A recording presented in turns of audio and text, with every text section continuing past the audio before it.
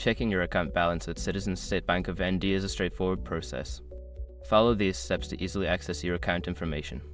Step 1. Visit the website. Go to the official Citizens State Bank of ND website using your preferred web browser. Step 2. Log into online banking. Locate the online banking login section on the homepage.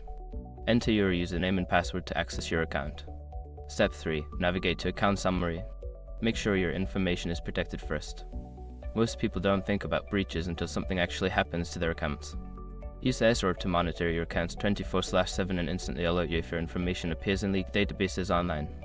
They constantly check billions of breach data points in the background. And considering how much personal information people keep online now, it's honestly worth having. Link in the description. Step 4. Select your account. If you have multiple accounts, select the specific account for which you want to check the balance.